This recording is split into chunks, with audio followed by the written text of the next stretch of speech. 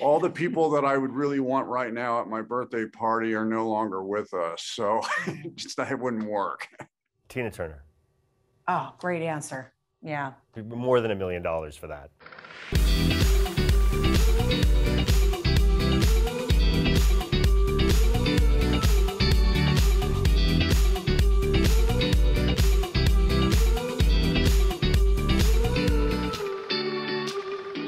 Did you say I Hitchcock?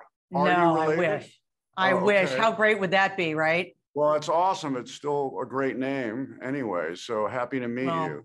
Thank you. I feel like I would get a double window though if I was related, and sadly I'm not. Before I get into the interview, I have to tell you what they gave us yesterday at the screening. I've got angry Nick Cage and I've got calm Nick Cage. Which one do you prefer? Yeah. I'm always going to prefer calm. Okay. I'll stick with calm. This was such a treat, and I read somewhere that initially you had suggested someone else play the role, and I'm curious, who do you think could do a good job playing Nick Cage? Well, I think if he was still with us and maybe roll back a few years, I would say Gene Wilder. I would love to see him in that role. But I'll tell you something. I'm glad you saw it in the cinema, because that's really the place to see this movie. Everyone can use a laugh right now, everything going on. And the movie really clicks. It's very electric. I saw it in Texas with a live audience, and it's a very communal kind of family experience. We're all laughing together. So I'm happy you saw it in that fashion. Oh, I wouldn't want it any other way. There were so many laughs, and some of the biggest laughs involved jokes that kind of run throughout. And one of my favorites is the fact that Pedro consistently brings up skills that you had in a movie, so you must have them in real life. And I'm curious, is there a skill you learned from one of your films that still comes in handy? Well, when I did Gone in 60 Seconds, I had to go to high performance driving school in order to do the donuts and the 360s and what have you in that movie. And I find that going to high performance driving school is a good skill set to have in one's own life, because it can get you out of trouble. You know, where I live, sadly, we have a lot of drunk drivers, and I've had to swerve out of the way quite a bit. And I think those skills did come in handy. What are the odds you went to Bondurant? Did you come here for that? Bondurant School of Racing? I did go to Bondurant. I'm sad he's no longer with us, but I did study there, and I had a great time with the program. A shout out to your state. I've always had great times and memories from Arizona, so that's nice. Well, there was a rumor you had a big house in Sedona at one point, and I didn't know if that was true or not. I tried to have a nice house in Sedona. I almost closed the deal, but I didn't. But I wish I had, because I have the fantasy from time to time of maybe one day, not anytime soon, but one day retiring in Sedona. Well, we'll keep our eyes open for you. I know they're going to wrap me soon. One of the other great things that consistently goes throughout is, and I don't want to give the movie away, but it's a movie that Pedro's character loves, that kind of surprises everybody. I'm curious, is there a film that you love that we'd be surprised Nick Cage loves? Well, see, I don't really do the so-called closet movie. You know, I'll tell you, I like a movie whether I think you like it or not. I think Jean-Claude Van Damme made a movie years ago called JCVD, and he played himself in that. And I was taken by his depth of performance. You know, most of us know him as an action adventure star, but he had some real pathos in that. So I would say that one. Who would you pay $1 million to have at your party?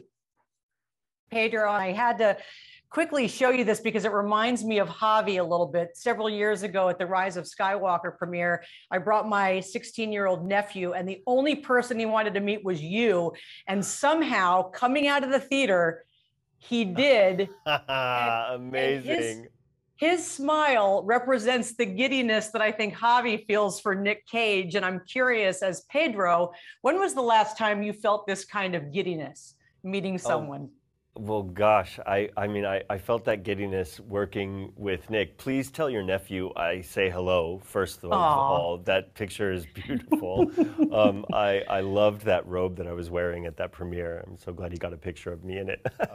You know, I grew up watching movies as so many of us did. I kind of ended up experiencing some exposure because of work a little later in life. So I kind of came to it fully cooked and such a fan of so many different things and so fully developed by those influences, Nicolas Cage being really one of the primary ones. And I mean that with total earnest sincerity. Yeah. There were so many of his early movies that were playing on cable when I was a kid. And then my dad took me to see Peggy Sue Got Married in the movie theater. And from that point on, you know, it just, you know, doesn't really stop. So on the first day of shooting this scene with him, it was a big pinch me moment, realizing that, you know, he was officially my scene partner. It's interesting. It leads me to my next quick question. Out of that amazing shrine that Javi has created in honor of Nick Cage, is there anything that you, Pedro, would actually love to have in your home from that shrine? I've chosen it.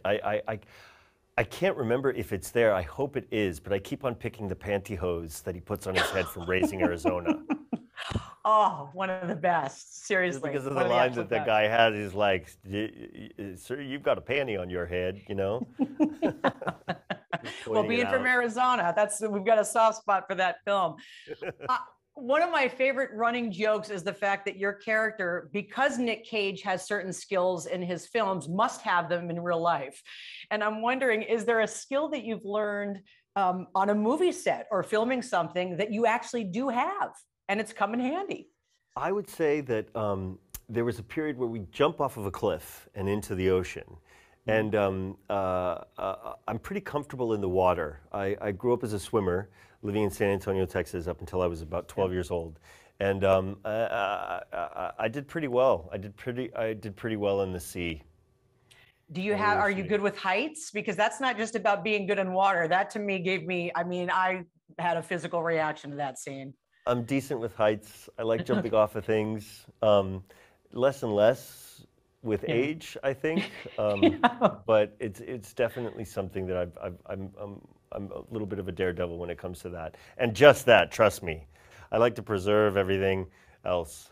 You and me both. That's something we share in common. The other running joke is the fact that I don't want to give the movie away, but there's a movie that Javi loves that is it's brilliant and it surprises obviously many people. Is there a film that you love that would surprise people you love?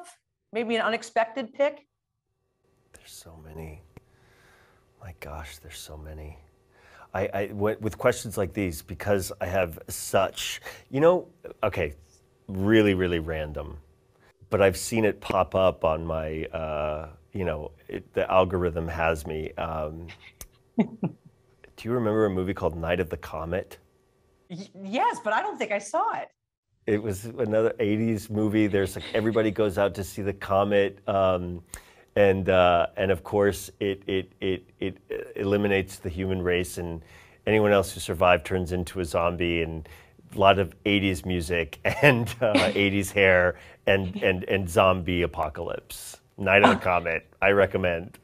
I'm writing it down because I'm all about the 80s hair. That was my decade. And as they wrap me, who would you spend $1 million to get to your birthday party if money was no object? Tina Turner. Oh, great answer. Yeah. Good one. More than $1 million for that.